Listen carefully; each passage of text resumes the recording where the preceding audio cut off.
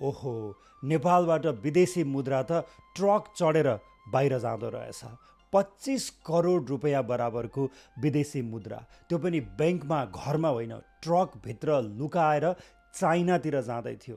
आज काठमाडौँको झोरमा एउटा ट्रकलाई प्रहरीले नियन्त्रणमा लिँदा फल्स बटम बनाएर विभिन्न अमेरिकी डलर, युरो डलर गरेर झन्डै 25 करोड रुपियाँ बराबरको विदेशी मुद्रा बरामद भएको छ। यो ट्रक काठमाडौँबाट रसुवा हुँदै केरुङ हुँदै सीमा पार जाने तयारी थियो भनेर प्रहरीले पत्रकार सम्मेलन गरेर जानकारी दिएको छ। बसमा कुनै गाडीमा चाहिँ अवैध मुद्राहरू गइरहेछ भन्ने कुरा हो। त्यसपछि हामीलाई सूचना आइसकेपछि हाम्रो टिम अलर्ट भयो, स्ट्यान्ड भएको टिम गयो। त्यसपछि यो झोरको बाटो हुँदै तामाकोसीबाट झोरको बाटो हुँदै रसुवातिर गइरहेको अवस्था हो।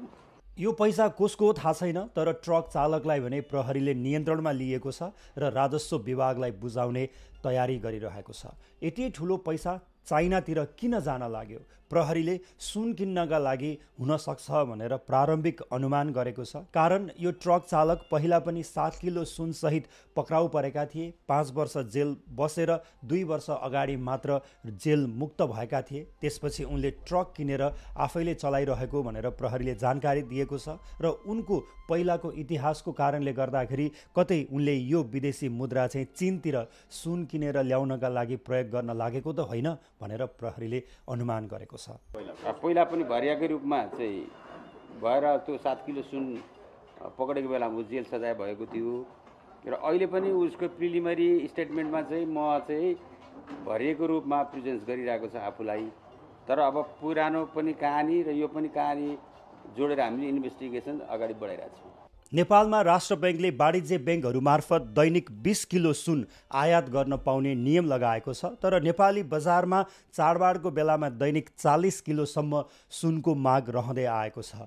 अब राष्ट्र ब्याङ्कले ल्याएको सुनहरू समेत ब्याङ्कमै थन्किनु पर्ने अवस्था छ भने बजारमा सुनको खास अभाव पनि देखिएको छैन। यस्तो अवस्थामा कतै नेपाली बजारमा यसरी चीनतिरबाट वा अन्य तेस्रो देशहरूबाट तस्करी गरेर ल्याएको सुन त प्रयोग भइरहेको छैन भन्ने पनि एउटा प्रश्न उब्जिएको छ। विदेशी मुद्रा यसरी ठुलो मात्रामा विदेशतिर जाँदाखेरि कतै त्यो पैसाले सुनै किनेर ल्याउन लागेको त होइन भन्ने पनि अर्को प्रश्न उब्जिएको छ। र अर्को कुरा छ सम्पत्ति शुद्धिकरण। खास गरी नेपालमा भ्रष्टाचार गरेर वा विभिन्न अपराध गरेर कमाएका पैसाहरू शुद्धिकरण गर्नका लागि तेस्रो देशतिर लाने पनि एउटा क्रम छ।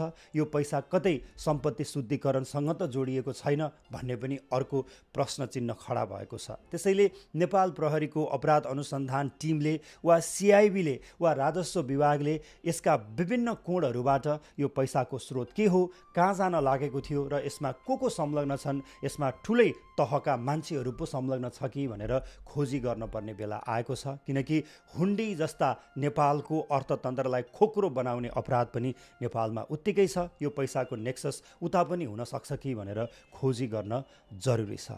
यदि तपाईलाई आईटीमा करियर बनाउन टेक्निकल ट्रेनिङ, मेन्टरशिप र प्रपर गाइडेन्स चाहिएको छ भने टेक स्किल्स आउनुहोस्। टेक स्किल्सले आईटीमा जब पाउनको लागि धेरै स्टुडेन्ट्स र ग्रेजुएट्सलाई मद्दत गरिसकेको छ। अब पालो तपाईको।